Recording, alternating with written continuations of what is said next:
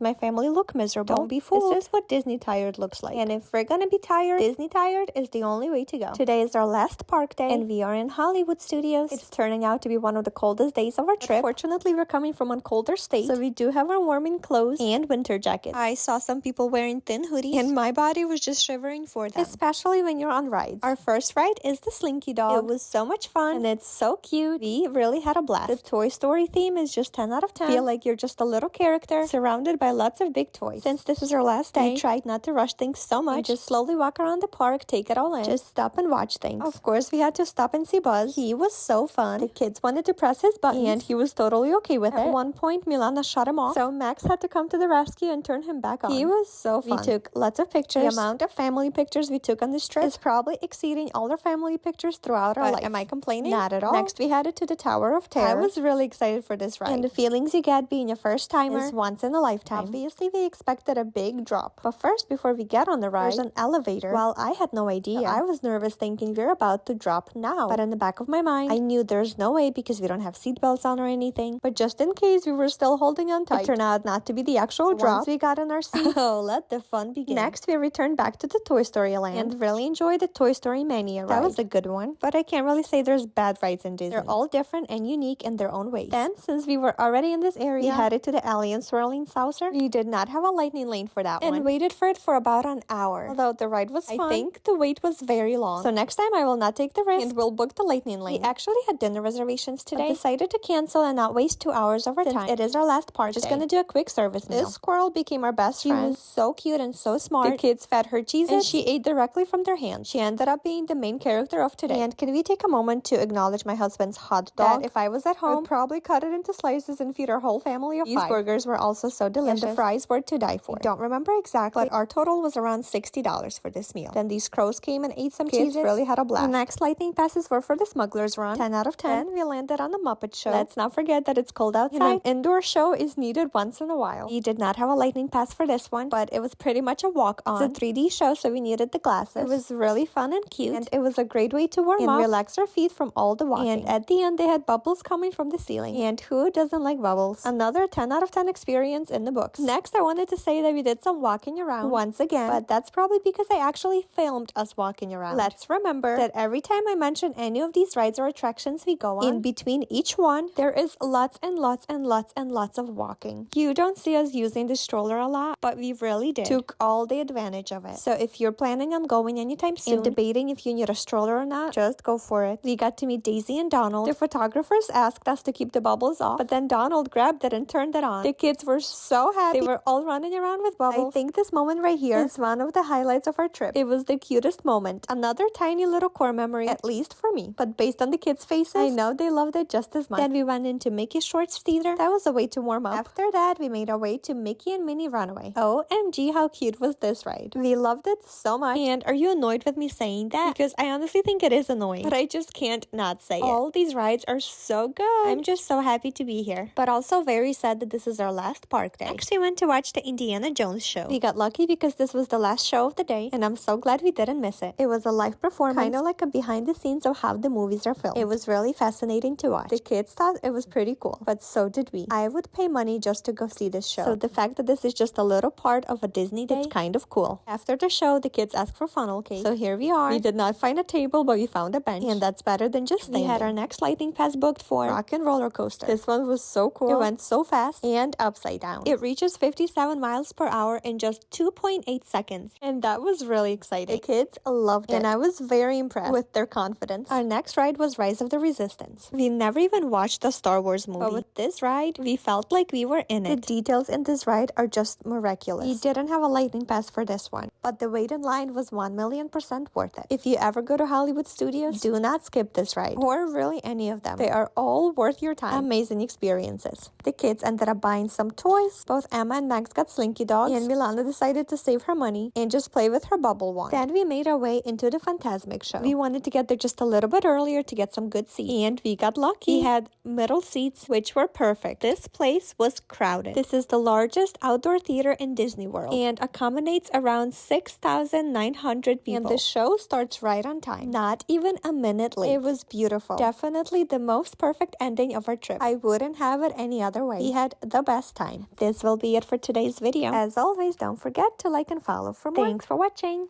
Bye.